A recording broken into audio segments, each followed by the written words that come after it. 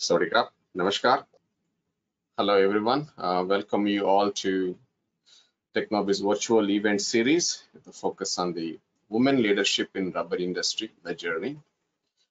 This is a special event series that we have started recently, and we received good remarks about these sessions.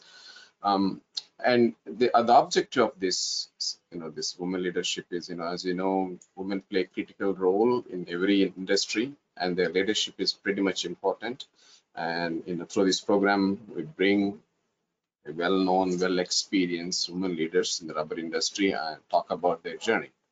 And today, our guest speaker and guest leader, we invited a leader today is Dr. Siti Amina Jain. She is well-known, well-experienced, I can say legendary rubber industry specialist from Philippines.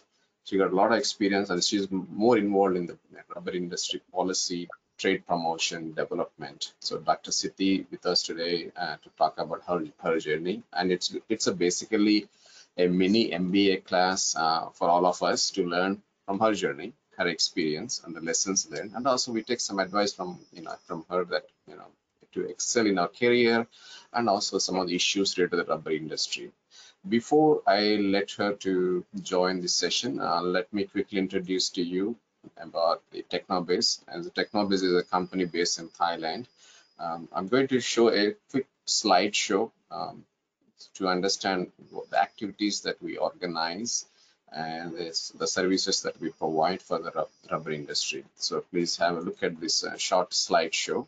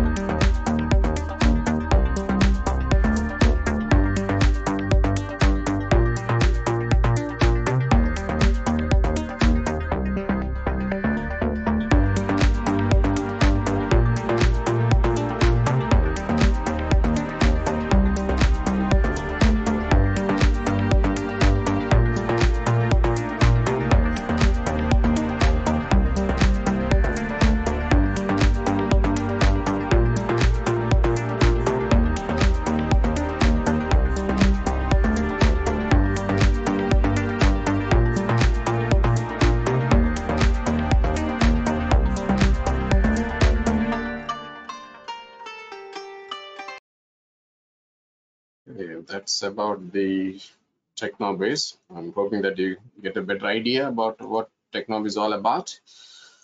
So let's get to the today's session, the women leadership in rubber industry, the journey. It's a really pleasure and honor to invite Dr. Siti Amina Jain from Philippines. She's specialized in rubber policy. So Dr. Siti, please join us and let's have a conversation together. Hi, good evening. Good evening, Hi. Pira. Good evening, everyone, or shall I say good afternoon in Thailand? That's right. Yeah. So first of all, thank you very much for accepting the invitation for this program. Yeah. Yeah, it's a privilege. It's nice to be back in one of your programs. That's right, right. Yes. You were the first one. Super. So, as I mentioned to your audience, that you have a long experience. So I'm going to dwell into your experience, some of the lessons that you've been, experienced over the years. So it's a conversation. It's not really a Q&A thing. Okay, so we'll have a back, a, a, a smoother conversation about your journey, ma'am. Is all right? Yeah. Yeah, it's okay. Yeah. Okay. Great. So before we start, I want the audience to understand about you a little bit, and so let's get give us some highlights about you. Before you become a professional, in your early education or your background, so that where you come from as well. Yeah. That would mean going back, what, 50, 50 years or That's 60, right. almost 66 years back. I mean, uh, well, I'm just a simple person. I was actually, pero I was born in one of the islands in the province of Sulu. Sulu is Mm, located in the southernmost tip of the Philippines. That's yeah. in Mindanao. So I practically grew up in a Catholic school. I think my parents had their own objective in sending me to Catholic school. Probably they wanted me to learn both worlds. Mhm. So I appreciated that because now it was very easy for me to mingle with all cultures because Mm, I know being a Muslim, and then I already have immersed myself in the culture of Christianity because I was sent to Catholic school from yeah. my high school to college, and until I completed my PhD, I was still in a Catholic school. So it was really a good thing for my parents na to start me at an early age, sending me to a Catholic school so that I would be able to, immerse myself in a different world, different Mm, from where I was born. mm, So, though I was born in Sulu, but I grew up already in Zamboanga City. So I had my college education already in Zamboanga City, mm, where I live now for what the last 40 years. mm, So I had my elementary, my grade school was in a public school, but my high school, as I said earlier, is in a Catholic up to the college until I finished my PhD. yeah. So So you did a PhD in what areas? You did PhD? development studies, Development studies. Yeah. yeah, development And, studies, and I was focused on poverty mm, alleviation, rural development, mm, and things that contributed actually to what I've been doing when I joined when I was with the government. mhm. Yeah. I know a lot of people have some kind of opinions about southern Philippines. There is always some disturbances in that area. How is situation now in southern And, Philippines? and that was before, Right. but now it's really very peaceful all over. In Okay. fact, areas were tagged as very troublesome before. It's now Mm, open for touristic and international in foreign tourism. mm, So you can go to Sulu, you can go mm, to the area province of Tawi-Tawi, and you will enjoy the beaches, the resorts. It's really Yeah. very peaceful now. Yeah. Philippines has a lot of attractive places to visit for the tourism. Yes, yes. And in our province, Sulu is one of the provinces where there are so many islands, Mhm. virgin islands, because it's not developed, it's not Yeah. exploited. Yeah. So it's very, very attractive now, and it's really very interesting to visit. But of course, Mhm. the Philippines has so many tourist destinations. You have, for example, you have Boracay, you have El Nido, you have Dakak in our region. So many areas, Mhm. particularly Palawan, not to visit, or even in the northern part of the Philippines.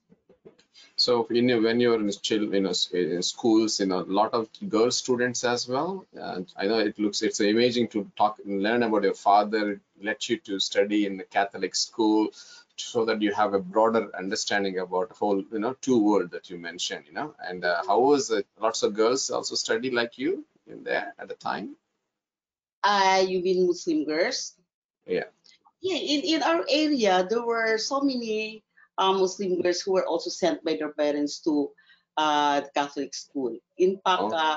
even my high school classmates, there are a few of us right now who are usually bonding every Sunday and, talking about the 50 years ago what we Yeah. were, we were in high school. So it's nice. No, it's nice to, and then we were trying to discuss. Look, it was really good for our parents to send us to the Catholic schools because then we didn't know that we would be going out of our comfort zone. That we Yeah. will be going out of Sulu, going to studying outside of your province, and then working uh, Yeah. outside of your region, and going abroad. And it was really very easy for me to relate to people, believe me. Yeah. Yeah. Yeah. And you have a broader understanding about all the cultures as well, so Yes, yes. values there. Yeah. So after you And finish PhD, where did you get into? You're just directly into the government side? Yeah. yeah, because I've been working with the Department of Trade and Industry since, don't be shocked, 1978. Okay. I born and it's That's well, because I was 4 years old at the time. Yeah. yeah, we were recruited by then Minister of Industry for a program now which was funded by the World Bank. The Ah, program was called Medium Small Scale Industries Coordinated Action Program. mm, We recruited graduating students and send you to do field works to assist potential small entrepreneurs, or mm, what we call now startups, mm, uh, to assist them by preparing project feasibility study. We help them identify what business would be viable mm, in a specific industry or in a specific area. So mm, we were fourth year college, we were graduating student, we were already working in the field, talking to the banks because we were negotiating to give financing assistance to a small entrepreneur, startup. We call that startups now, but then we will just call them potential entrepreneur, yeah. or small enterprise or barangay enterprise. Mm, So that's what we do for the whole year. We were out of school, and we just go back. We just went back to school to March during graduation. That was very mm, interesting, Piram. mm, The one giving us grades is the organization, meaning the Ministry of Industry. mm, Then after that, after 1 year, then we already graduated. I already graduated from Ateneo de Zamboanga University. That the department absorbed us, but mm. not outright. We have to go through assessment. We Okay. have to go through it. We have to take the exam. We had to go through interview before we were absorbed. So not all of us were absorbed by the organization. So from then on, I started in 1980, absorbed by the then Small Business Action Center. That's another uh, department agency that provides consultancy assistance or technical Mhm. assistance to existing small entrepreneurs. Yeah. So that was 1980. I stayed with the Department of Trade and Industry until I retired in 2020. So just imagine that. That was when I retired. I was already 42 years in government Yeah. service, Yeah. and I did various job on uh, enterprise development, industry development, trade promotion, all things, all assistance, all programs, name it. I did all that when I was still with government. Yeah. So it's a Most 40 plus years in the trade and Department of Trade and Industry, right? That is a DTI, you call it, yeah? Right. yeah. Yeah. And how many kinds of industry you are associated with other than Uh, rubber? aside from rubber, I work at the regional level. I handled the Mm-hmm. seaweeds Yes, it industry. is. Yeah. Yeah, the furniture industry. Mm-hmm. And then that was prior to my assignment as national coordinator for the halal food industry. Oh, I okay. don't know if you're familiar with the halal food industry. So I was given the portfolio from 20, I think 2006 to 2010. So I handled halal. I was the national coordinator for the halal industry development program of DTI.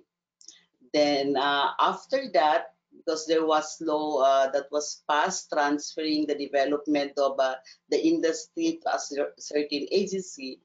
So by 2011, I was designated as the national coordinator for the rubber industry. So that was the start of my romance with the rubber industry. That was 10 years. I have 10 years now with the rubber industry from 2011 to 2020 until the day I retired. Mm. I'm So, so with the rubber industry now. you are more attached to the rubber industry for last 10 plus years, right? Yeah. So, Yes. I think, and this is the only industry that I enjoyed much in all my, okay. what I've been doing, despite the pressures, the stress, because while I was handling the rubber as an industry cluster, I was also at the same time the regional director of Zamboanga Peninsula region. That's one region with four provinces and 5 cities. Mm-hmm. That's on top of being the national coordinator of the rubber industry. And then that's national. And I wasn't doing only national because I was already trying to network and with international organizations, attending conferences, uh, creating linkages with them, representing the country and standards development, um, in other policy making, particularly in ASEAN. Yeah. So can you talk about some of the key challenges or lessons that you learn, particularly because rubber industries is, of course, I know that you have started romancing with it. It's a nice industry, right? Yes. But also a lot of issues as well because competition, Yeah. plantation sector is because the Philippines also have a good plantation is there. So talk about the overall about how the Philippines at that time when you started, rubber industry point of view, and what kind of challenges you see and how you overcome them. Can you talk about it? Yeah. Yeah. When I started in 2011, my knowledge of the rubber industry is really very, uh, vague because I wasn't really into rubber. I was handling another industry. So when Right. it was given to me in 2011, during the I think during the second semester of 2011, I devoted that 6 months, Viram, to studying the structure of the industry Mm. because I had to learn. the industry, because rubber is a global industry. So Yeah. you cannot afford to be parochial, meaning you cannot just concentrate on your area, Mm. on your region, or in the Philippines. You have to look at the global, because any simple movement in the global situation, particularly affecting rubber, would ultimately impact on the local industry. True. And the Philippines rubber industry is very vulnerable, because we're actually dependent on international market, because our manufacturing sector is not that developed, it's not that, it's not that vibrant. So we have to export some of our natural rubber products to other countries. Right. So then I have to get into what is the structure of the industry. You have to learn the upstream, and it's not supposed to be the lookout of the Department of Trade and Industry. But since we are using the industry cluster as a strategy, and using value chain analysis as a tool for us to assess the challenges, the opportunities within the operational nodes of the industry, then I really have to like study what is upstream, what is midstream, and what Yeah. is downstream. So it Yeah. was really very difficult. It was really, but the good thing is, because of our access to internet, there's a huge information Yeah. Yeah. out there. No, all you have to do is, just open your computer and uh, scan through all the information, global, international, or even local. But I didn't actually just rely on what I can learn from the internet, because I started also Piram networking. Yeah. I started identifying organizations that are allied to the industry. Mm. I started identifying agencies that are prioritizing rubber as an industry, network with them, identifying organizations that I can work with, talking to them. On top of the fact that I also started talking to international organizations. It's why I discovered ENRPC, IRSG, IRRDB, the MRB, even the Thailand. It's not out then, but we connected to the research institute of Thailand. Yeah. So because we don't know what is happening, and then India. In fact, believe me, India was the first country we visited in Oh, okay. 2014. For example, yeah, in 2014, for example, I organized a study mission to India, Okay. Which places you went to? Kerala. Okay. Yeah. Yeah. The Kerala, home so, state. The uh, rubber home state. Yeah. Kerala, so we visited the Rubber Institute. We met with, that was the first time I met Sheila Tomas. Shatamas. Yeah. Yeah. She was She was, chairman at the time. I think she was the chair of the India Rubber Board Rubber, that time, rubber, Rubber Board of India chairman. Yeah. chairman before we met. So that was Yeah. in 2014. And not just Kerala, but we went for the downstream. We went to Mumbai, Mm. so, and visited some of the rubber manufacturing. So but I started all that. Prior to that, I tried to connect with the India Rubber Board, then look what they've been doing, and it's good for a study mission. So I brought you know some stakeholders from the Philippines to India, and uh, look at the best practices. We see it's really very advantageous for us to learn the best practices, the Yeah. new technologies being adopted by other countries. Right. Uh, India, Kerala, and even Mumbai, they were very cooperative when we went there. So they took us to the institute. They took us to for a field visits, even with the rubber communities. We talked to them. We visited nurseries and study some of the technologies that they have been doing. And when we got back to the Philippines, we have with us the Department of Science and Technology, and then there were some projects that we have identified that we have visited in India, for example, in the technology was introduced in the Philippines by the Department of Science and Technology. So yeah, actually, Piran, before even embarking on a study mission, when I started, there was really a need for me to, for example, is there a plan Yeah. developed by an agency to promote the development of the rubber industry? Yeah. So in 2012, we started strategic planning. Hmm. So we met with the Department of Agriculture because they are the ones handling the upstream. We met with the Department of Science and Technology. And in 2012, we developed, each of the three agencies developed industry development plan. For Master plan. example, yeah, the DA was focused, Department of Agriculture was focused on upstream, DTI on downstream. The Department of Science and Technology developed a technology development plan across the sectors, meaning the upstream, midstream, downstream. In 2013, we decided to merge the three development plan into what we call now the roadmap. So Okay.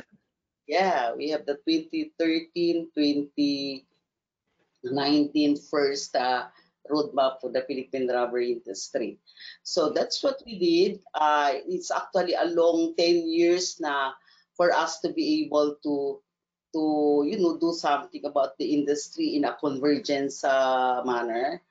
And although it was very difficult in the beginning, like talking to one agency that we have to work under a cluster. So, the there's no agency can develop one industry alone. Somebody, one agency will have to really do something about the upstream, the midstream, and the downstream. And then, so that's why we created the PhilRubber, the Philippine Rubber Technical Working Group. We're composed of, I think, 8 agencies plus the private sector. And we decided that the PhilRubber Technical Working Group be chaired by the private sector because, we need the private sector to be on top to own even the roadmap, to own the roadmap. After all, the targets that we set should come from the private sector. The government needs us support. The one Yeah. planting is the private sector. The one setting up processing plant is the private sector. So we need them on board. We need them to be the one to chair the PhilRubber. So they have to we need the buy-ins from the private sector. We need their strong cooperation for us to be able to successfully develop the industry. Maybe not a huge step, but one step at a time, but at least we'll be, making a little progress rather than just, leaving the industry dormant. Yeah. It was not easy because you said, in by the way, Peram, no, I really appreciate what you're doing, recognizing women in the rubber industry.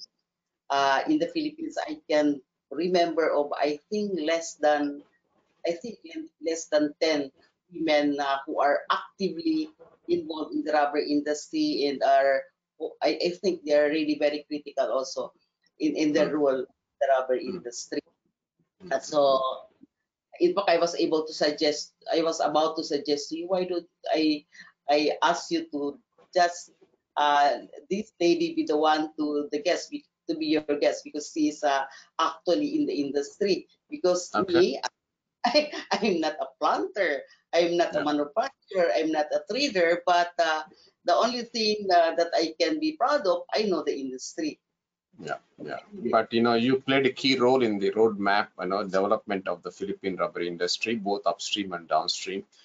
So we invite her. I take your contact information about her, and we will invite her in the next, future episodes of it. See, for me, it's journey is important. We learn from these journeys, and from all the amazing women in the rubber industry. Yeah. it's really learning. Although I enjoyed the journey, but it's really very difficult. You know, if Mm. you are with the government, you are confronted with so many issues, particularly financing. Yeah. Like for example, me, I wanted to implement a lot of projects to fast track the development of a specific product or a specific sector within the downstream or within the upstream. But you are always confronted by limited budget. And that is always the problem of government, Piram. So, and that was one of the challenges that I faced when I was coordinating at the national level the rubber industry. Yeah. But you also work with a lot of government funding agencies, international funding agencies like UN or in any other organizations to involve in this rubber industry or not? Um, like IRRDB, we were actually able to tap the assistance of the IRDB Mm. in some of our activities in the Philippines, and Mm. there are lots of helps coming from IRRDB. You know, Dr. Assis is actually my great mentor. Every time, I mean, I was still with the government. Every time there was conferences in the past, and he was there, I would make sure to sit down with him during breakfast and absorb everything from him. So that's why Yeah. I said he is my great mentor in the rubber industry. I learn a lot from him. Yeah. So He's a legend. He's a legend. Yeah. yes, he is a legend in the industry. And it would be, foolish of you to meet him and not to learn from him. And I took advantage of that, believe me. Whenever I'm in Malaysia, I would go to his office, just sit down with him and ask questions, and he would unselfishly tell you everything. But do you experience any difficulties to, as a woman, rubber industry is a male dominant, but do you experience any challenges or it's all everybody supported each other? What's like? I wasn't even conscious of my gender when Okay. Okay, good. Yeah. I was coordinating the industry, pero I wasn't even conscious of my gender. I didn't feel any, discrimination that they won't entertain you because you are a woman. No, I didn't experience that. Very good. I Very good. experienced that. Yes, but yet the most difficult thing is dealing with the top management of other agencies because you have to Mm. convince them that you can do something. Like, Mm. hey, who are you? What are you doing with the industry? So you have to Mm. convince them what you are supposed to do, why you are trying to connect with them, and tell them that hey, we cannot develop the industry alone. The Department of Trade and Industry can just concentrate on marketing and the other activities in the downstream. But we cannot do anything, we cannot export unless the upstream is developed. I Yeah. mean, the plantation is enhanced, the production is improved. What are we going to market if we don't have the production? So we have to Right. work together. And Right. how do we improve the technology if we don't tap the assistance of the Department of Science and Technology, including other agencies? So I was really, it was a good experience in a sense because I I thank God because I was able to get the cooperation of all the agencies that we work with and the private organizations like the Philippine Rubber Industry Association. They were working with me from D1. They were helping me connect to their members. It was really a good experience. And Yeah. that's why I said my last 10 productive years Mm. I spent with the rubber industry.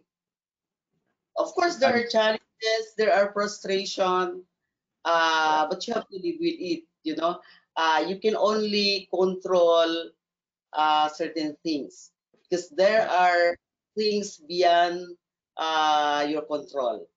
I mean, your authority is limited to who you are, to where you are, with your designation. Dealing with the top management is a very, very challenging thing to convince them that this program, this project must be implemented, and I need your blessing. financial blame. But you learned a lot, believe me. In fact, again, going back to gender, I think being a woman is not a hindrance to Yeah. any development work that we do. Uh, we, we we are very patient. Mm. Uh, we are really we have the really to be very patient, Mm. especially in dealing with other stakeholders in the industry, because Mm. you not like in my assignment before, you're not just dealing with the stakeholders in the downstream or in the midstream, but you even have to deal with the farmers, Yeah. even if it's not within your jurisdiction because other agencies is the one doing it, but Mm. within the cluster, you are overseeing the operations of the entire cluster, the entire value chain, Mm. from the upstream to the downstream, meaning from plantation, from nursery development to the market. You are Mm. not doing it yourself, but you have to work with the people who are responsible for doing it. And you have to be very good at it. Otherwise, they will just ignore you. But if you can gain their trust, that's very important. You need to gain the trust of people that you're partnering with, and they will Yeah. support. And I'm glad I'm getting support, particularly from the private sector. So the rubber industry in Philippines, how much important it is in terms of overall economy of Philippines? Is it a key industry sector for Philippines economy? Philippines, compared to other countries in the rubber producing countries, particularly in ASEAN, Philippines is small player. The rubber industry in the Philippines, particularly the upstream and midstream, is Mm. concentrated in Mindanao. Yeah. But the downstream, the manufacturing sector is concentrated in Luzon area, particularly in National Capital Region, in Mm. Central Luzon, in Southern Luzon. Mm. Um, there are more than 30 only manufacturing activities located in the export processing zone. Of course, Mm. we have the big Yokohama Tire Philippines located in Clark, no? But that's the single car tire manufacturing in the Philippines. We have car tire manufacturing, I guess, four of them. But and then we have some uh, plants that are focused on automotive Mm. parts, Mm. um, sports products like rubber shoes, Mm. um, other automotive products that being used. In fact, we're even exporting some of them. But in the case of Yokohama, for example, that's one of the biggest. In fact, according to Yokohama Mm. Tire Philippines is second largest Yokohama Tire factory, no? Second only to the one located in the home country, particularly in Mm. Yokohama, Japan. And Mm. we are happy to know that Yokohama is sourcing, um, according to the report, 50% of their uh, natural rubber requirements from the Philippines. Yeah. And we are happy to note that they are doing that, although it was really very challenging to get them to get more from the Philippines because they have a very, very stringent quality requirement. So you have Mm. to, follow their standards requirement before you can market to Yokohama. And you have Yeah. to be, in fact, ISO certification is a minimum requirement because Yokohama has its own standards. And we were really trying to convince them and to convince the local processors to, follow the requirements so that we can market to them instead Mm. of, the factory sourcing everything from Thailand, from Vietnam, from Indonesia. They're located in the Philippines. They should also source raw materials from us, right? So that Of course. Yeah, yeah. was our, our assertion before na you are located right in the middle of the Philippines, but you are sourcing your raw materials outside the Philippines. That's unfair. You have to get from us. So the Yokohama would tell us, okay, we'll get from you provided you uh, follow our standards.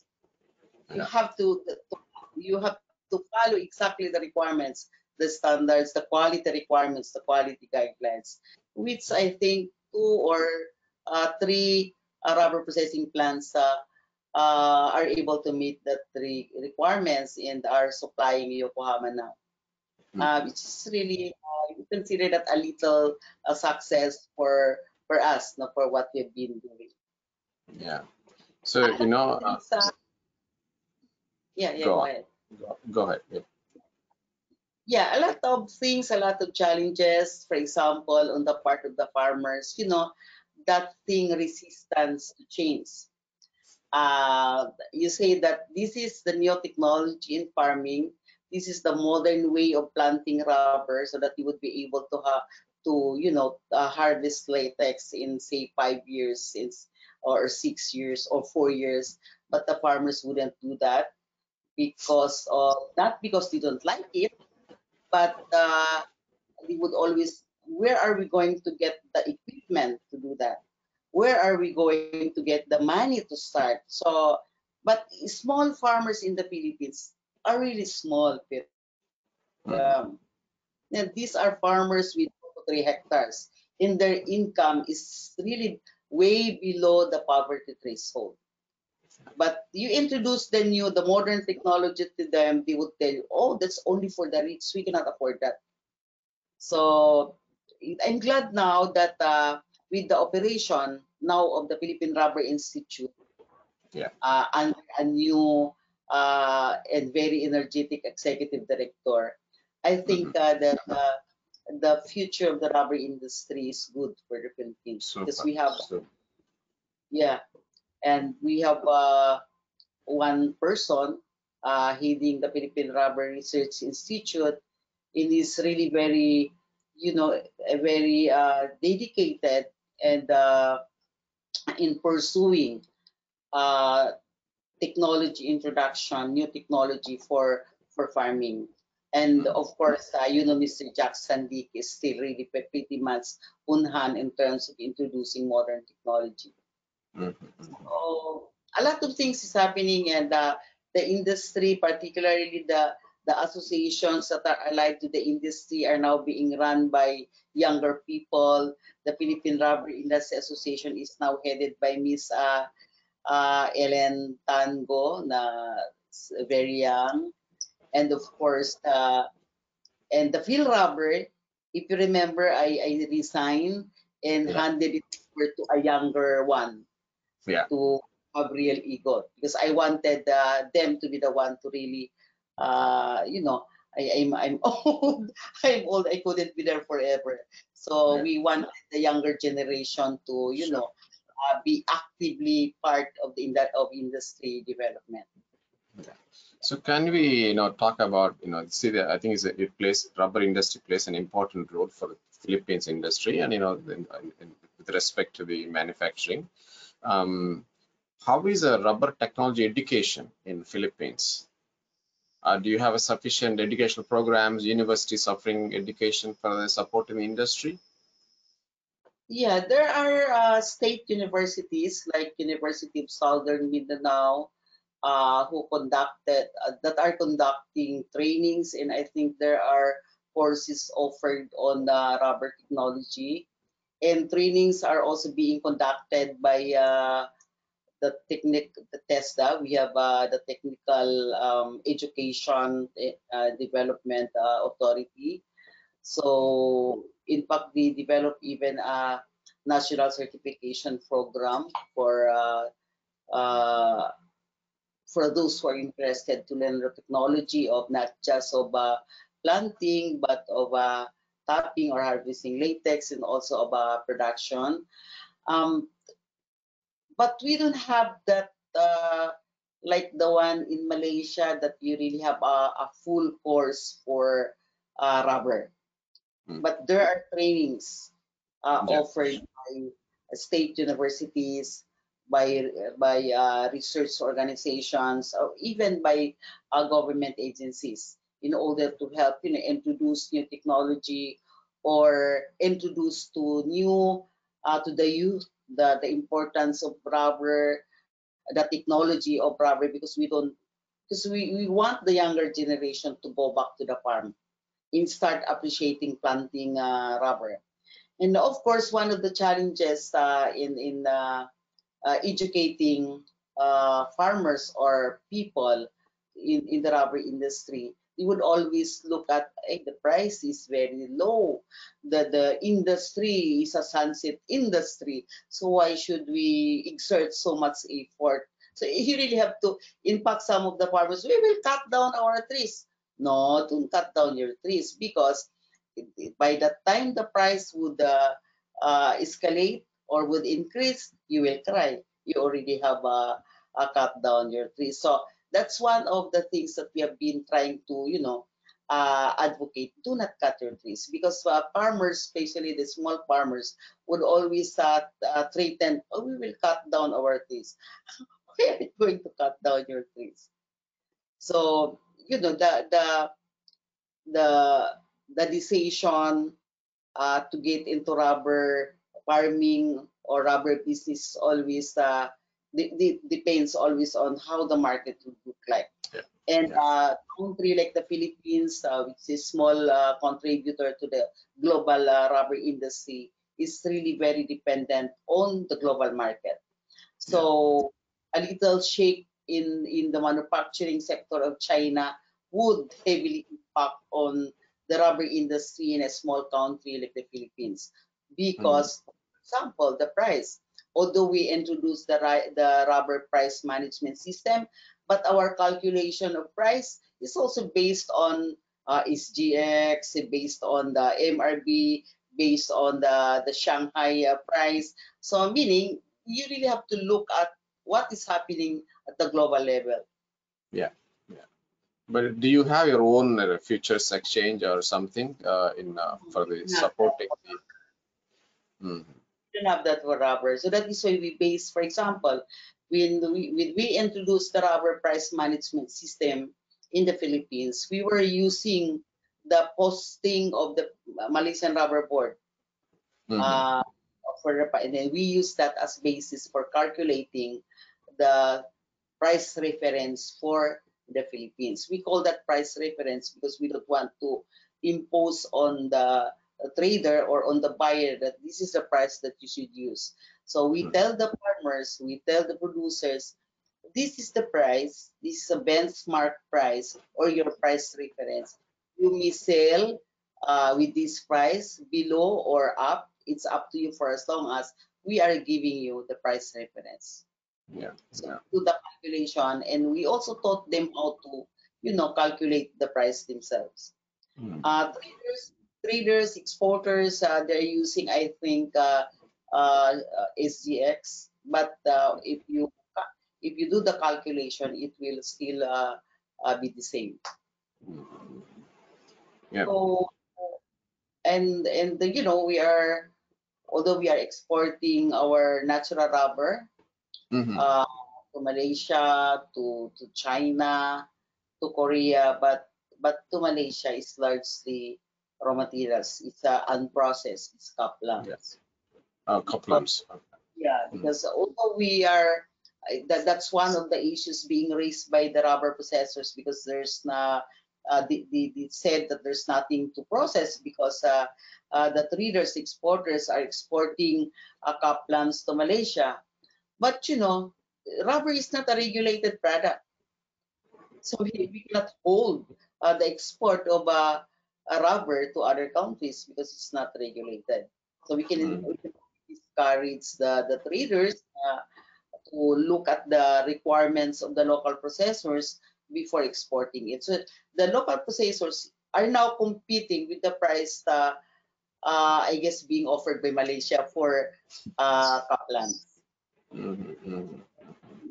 Well, Nowadays, a lot of people talk about sustainable rubber, and even now we have that EUDR, European Deforestation Regulations also.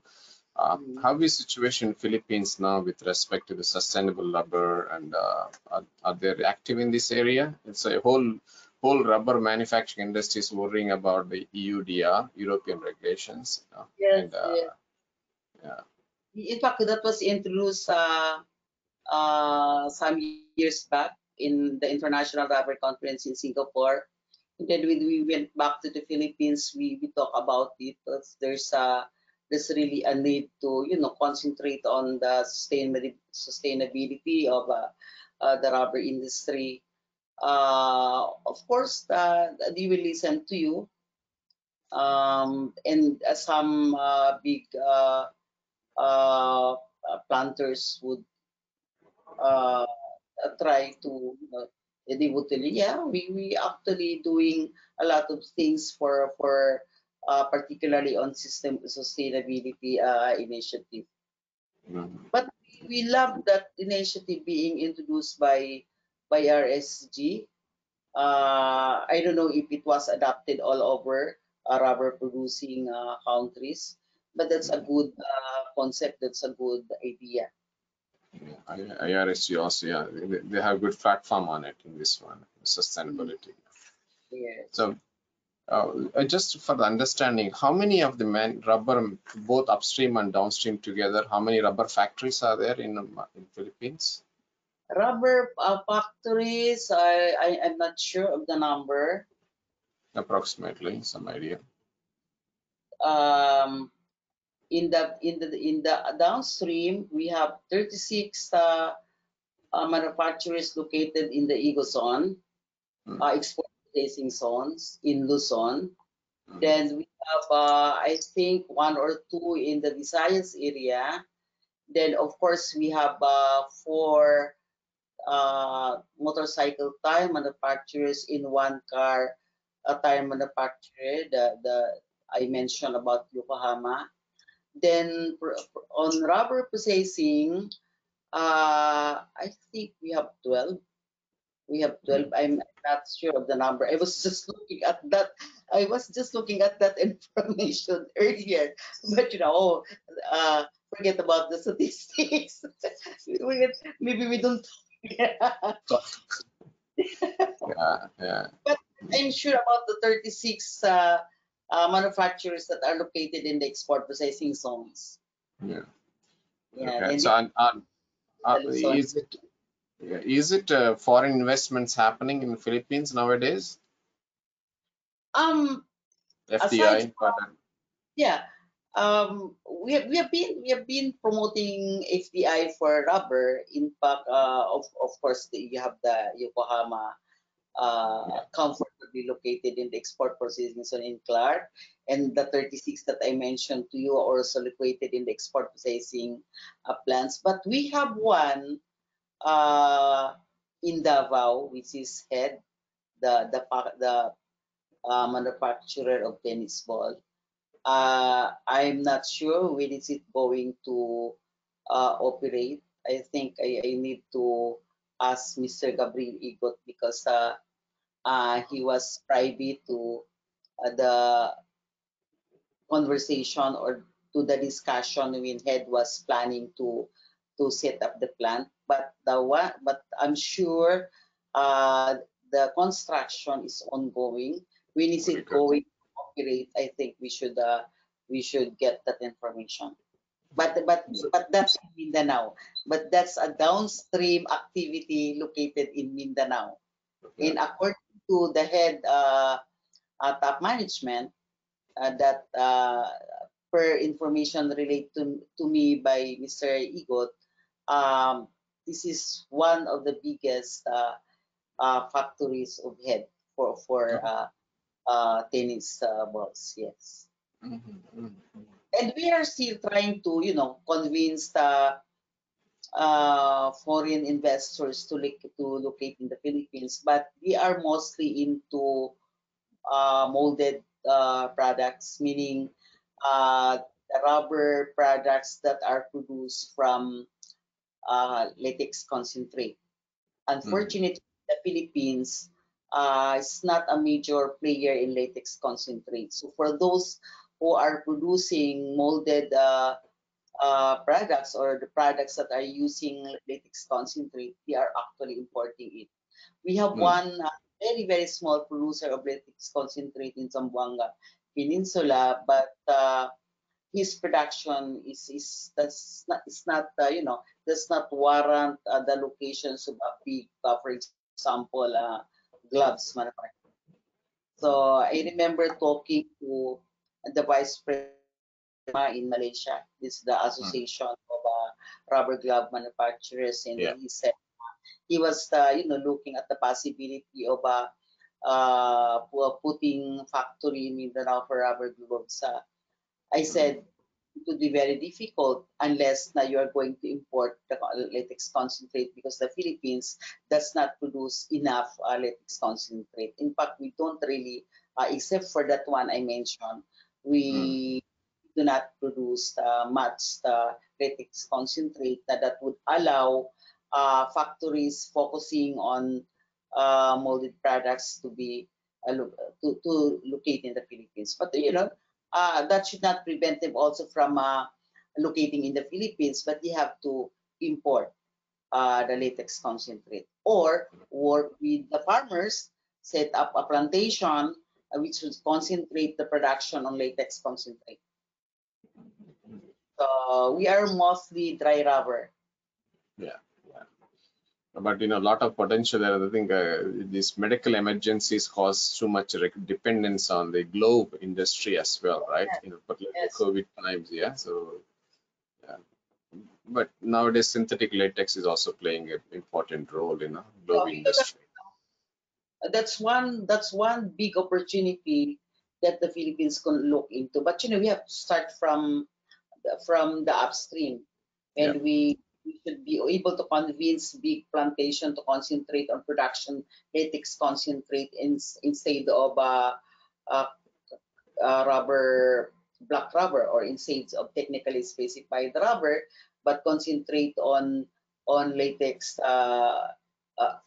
latex concentrate, because this is very important for glove manufacturing, for even condom. We have to import the condom for the Philippines, because we don't produce. Although somebody told me there's a condom producer in the Philippines, existing in the Philippines, but I'm sure that the raw materials is being imported. Yeah, and also nowadays is on the fitness also, a lot of latex based products as well for fitness. People are more conscious about health, fitness area also, rubber related products, or foam related products also. There are opportunities there. Yeah. And you are also an active member of the TC45, particularly on the standards, ISO, TC45. So can you talk about your contribution and what kind of things happening in Philippines regarding the standards? Yeah. Not much, Piram, because I attended only once. That was in 2019. By 2020, I got out of government. So I attended the meeting in Berlin, and I was really surprised, because it's really all technology. It's already things that are scientific and which is unknown to me. I was nose bleeding, and there were only two of us, and there were so many committees by product. Other counties are sending 20 or 30 people to represent each of the product committees, and there were only two from the Philippines. We were like, what committee are we going to attend? And that was my first time. So believe me, it was really very, very difficult for me to even absorb the technical terms being used by scientists. But that was a good experience, and I hope the Philippines will continue to attend the meetings. I think during the pandemic, one meeting I think was held in Thailand, so it was virtual. The meeting was virtual, but it was still very challenging and very interesting meetings and organizations that they have attended. And So that would, do you have in the, standards institute or something to develop a standards for the country? we have the Bureau of Philippine Standards, BPS, na, Okay. which is attached to the Department of Trade and Industry. In Mm. fact, I am a member of the TC16, the technical 16 of the Bureau of Philippine Standards that tackle the rubber in rubber products. So we have standards, we adopt international standards, but you have to, evaluate, assess whether it would be needed in the Philippines or whether we can adopt it or do some, some amendment, things like that. And but so I was involved in the standards development, in the harmonization, particularly in ASEAN. When I was still with the government, with DTI, I represent the country. I had the delegation of the Philippines to the ASEAN Consultative Committee on Quality and on Standards in Quality for Rubber-Based Products, a working group. So until I retired. So now I don't get to attend the meeting anymore, but that's really a very interesting meeting. So you have all the ASEAN member countries there, especially the 8 countries, because the Brunei is not really active because they have no rubber there. They are a 100% consumer or user of rubber-based products.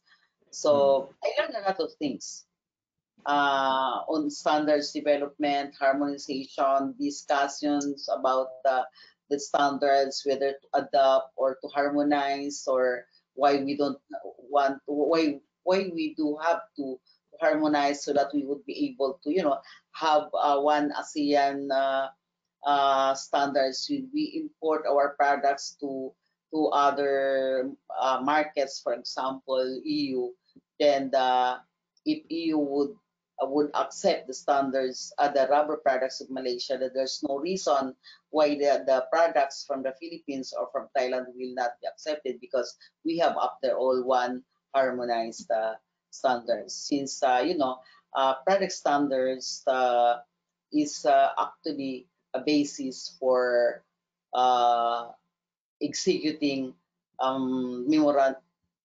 mutual recognition agreement, MRA, for a specific product to be accepted in a specific market. So this is very important. So meaning we can have one market using a harmonized standard as reference for MRA execution. And that's good. That's good for ASEAN. So even with the Department of Agriculture, because there's another standards bureau with attached to the Department of Agriculture, although the one promulgating the standards is with the Department of Trade and Industry. So the standards developed by the Department of Agriculture, once approved by the Secretary of Agriculture, it will be forwarded to the Department of Trade and Industry for promulgation. So that's I really have a complete involvement in the standards development for rubber. Even prior to rubber, I was involved in the standards development for halal food. Right. Yeah. Because we need also to have a standards for halal food. Yeah, rubber industry particularly, it's combination of agriculture, industry, commerce, right? You mentioned about 3 departments work together as one team and creating a roadmap and things like that. So do you have a good synergy between the departments, Department of Agriculture, Department of Industry and Trade, and then do you have challenges among each other? I see some countries have problems, doing collaborative work, yeah? Yeah, when we started, it was really very difficult, convincing them to work with us. But since we introduced the concept of industry clustering, and with all gamut of the industry, I talk about the upstream, the midstream, the downstream, and then introduce them the concept, convince them why we need them on board, why we need the Department of Agriculture. So eventually we were able to work with them.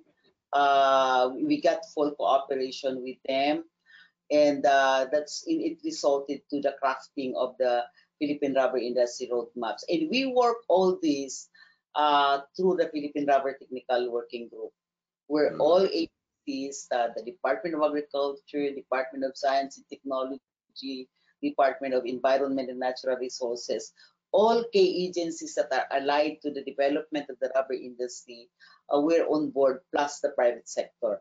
So that's the vehicle that we use for us to be able to get a cohesive group under the concept of convergence. I would always say about no single agency can develop an industry alone. Yeah. So, like the DTI, it can concentrate on manufacturing, on domestic marketing, on export marketing, on the processing, the midstream, but the upstream, the nursery development, the plantation, the harvesting is in the hands of the Department of Agriculture. So that's why I said I'm really very happy that the Philippine Rubber Research Institute is now working full. It's now in full operation and with a very good executive director, a woman. Yes. Woman. Good. So Dr. Cheryl Sala. So I am really very proud. She's very young. She's very young. So you're now looking at a very vibrant and a very aggressive lady heading the research, the Rubber Research Institute. Is still very, very young. okay, So I should take contact information from you, and I'd like to reach out to her. Yeah. So yes, yes. She's really a very intelligent and very, unlike me, she's really a very technical person. Talk about planting, talk about nursery development, talk about sickness in the rubber industries. My God, she knows that. Me, don't talk to me about the technical aspect of rubber planting. I don't do that. You talk to me yeah, about general. you are under the policy and development in a holistic way, yeah, right? Yes, So yes, yeah. yes. And can you talk about the labor in the Philippines? How situation now? Do you have challenges of getting a labor manpower for the industry? Um, for the rubber industry, Yeah, yeah. no. As long as you're willing to pay the minimum wage, you will never have a problem in recruiting people to work, Mm, because like unemployment, although not so high, but underemployment is very high. So everybody needs to work. But in the rubber industry, if you're in the processing, all you have to do is follow the minimum wage, so you won't have a mhm, problem with the mm. labor. Yeah. But do the people like to work in rubber industry? Young people? That's the big challenge. How to Yeah, convince the young people to work in the rubber industry. yeah. Although the younger generation is now looking at farm as a thing, like, oh, let's go to the farm during the weekend. Like they look at the farm as something to enjoy. Yeah. But I'm not sure if they're willing to, put dirts in their hands. Right. But something that that the government should look into, and generating the interest of the younger people Mm, to work in the rubber industry. Because what would happen to the industry if those old people in the industry will no longer be able to work? So, but of course, the family, the children of those who are already in the industry, the parents are also not trying to, win the interest of the children to the rubber industry. mm. Never mind the smell. It smells dollar anyway. So you have to convince your children. Don't worry about the smell of the rubber, because it smells dollar actually. So if you look back over 40 plus years of journey, hey, I have been from, 1978 to now. Okay, 2000 you retire, around 2020 you retire. What are your major, contributions to the industry? But of course, not just only rubber, seaweed and other. If you look back, okay, this is what I achieved. Can you talk about your highlights? Yes, I think, but for example, in SME development, Mm, I've done a lot, of course, together with the staff, is you don't do that alone. mm, But from the time that I have started helping individual entrepreneurs for them to get into business or to improve the business, uh, I think I'm happy. I'm mm, happy with what I have done during the last, what, 40. When I retired, I was already 42 years in government service. yeah. And if I would list down the assistance that I have provided to entrepreneurs, not just in the rubber industry, uh, it would be a long list. It would really Yeah. be a long, and Yeah. the major projects that I have initiated and implemented together with the key people in my team, there are a number of them. Mm, And those are, contributions that, and I'm so happy if I met an entrepreneur, it was because of you that we did this, it was because of you that we are in I even had one, you know, uh, not really client, but people that the office help and would tell you, oh, we are rich because of you. So that's why, Peram, when I retired, I told some friends, I didn't realize that I am one of the poorest of the poor. Why? Because I was so busy. I dedicated 42 years of my life helping people to get into business, yeah. helping people, poor people to be rich, and Mm, rich people to get richer. So I forgot all about myself. So that's one day right. I retired and I found out, my God, I should have been an entrepreneur myself, but I am not. And I'm too old. See, so Right. me, I dedicated what 70% of my life Yeah. to help people be an entrepreneur, to be rich. So I forgot about myself. Mm. But I'm very, very happy. But I'm Yeah. very, very happy with what I did. I was very, Fantastic. yes. So, before we end the conversation, I know I can continue to talk on all other issues, but I think we already crossed 1 hour plus now. What do you? Oh, before we go to that one, I want to ask about your name, Dr. Siti Amina Jain. Jain is a very famous community in one of the dominant community in India. So, how do you relate it to this Jain thing? Uh, I don't know with my father-in-law, but Uh, if you look at my father-in-law, he is dead. May he rest in peace. And my husband, when my husband got his visa from the Indian embassy, he went through it without being asked. Maybe the embassy thought he was an Indian. So when I was in India or in trainings, in international trainings where there are participants from India, you Jain, are you from India? I'm not sure. Maybe my father-in-law has a relationship with some people in India, but because they really look like an Indian, believe me. Right. Yeah, yeah, I know. Yeah. So so that was I talk about my husband when he went to Ahmedabad. Uh-huh. Is it Ahmedabad or Hyderabad? And when he went to the embassy to get his uh, a visa, he told me, I was not even stopped by security or what.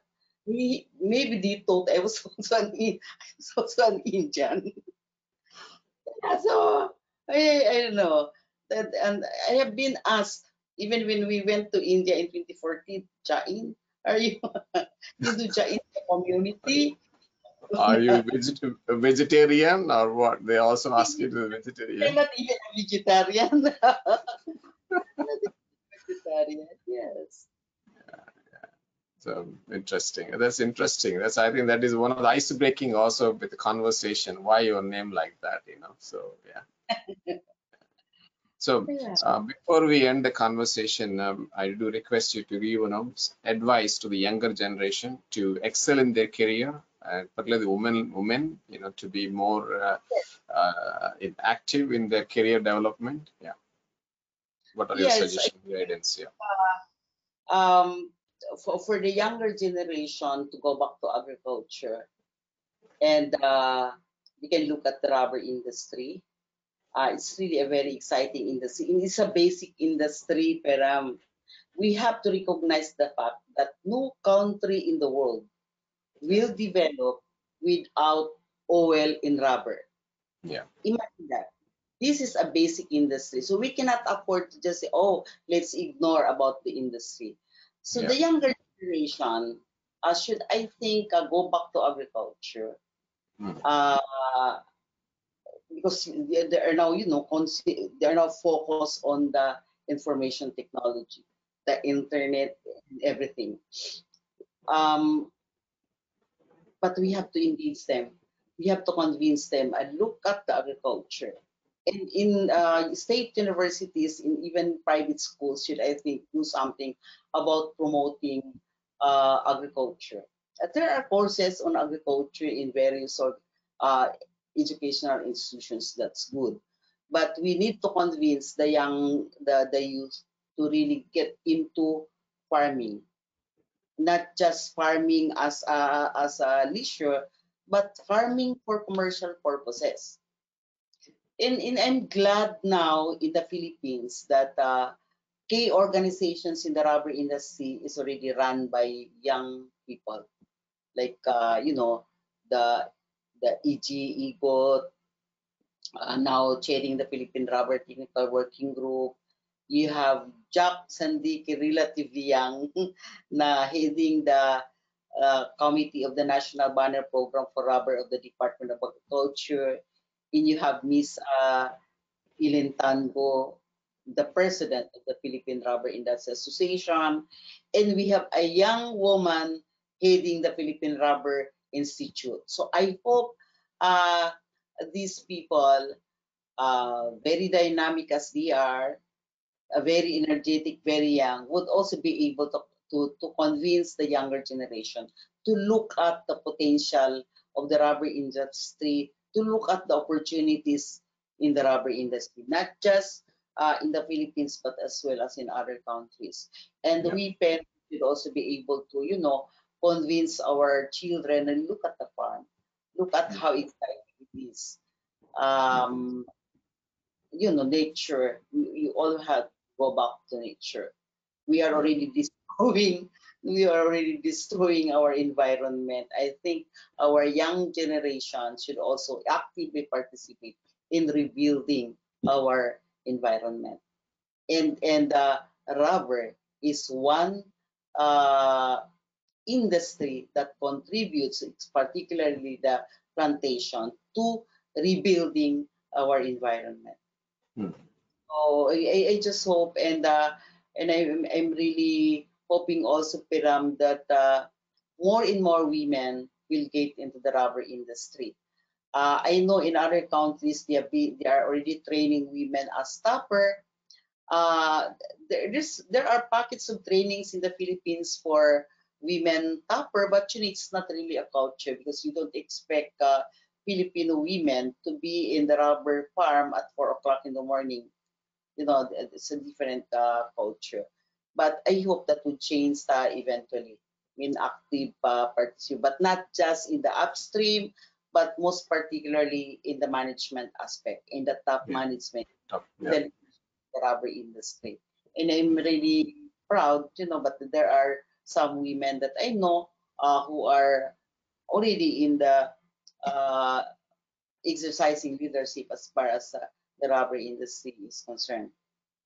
And for those uh, people, parents who are already in the rubber industry, train their children, and convince their children to love the industry also. Yeah, yeah, Because we can't. I don't even want to hear people saying that rubber industry is a sunset industry. You cannot afford to say that because this is a basic yeah. industry. Agree. Yeah, yeah, It's a basic industry. So you cannot say that this is a sunset industry.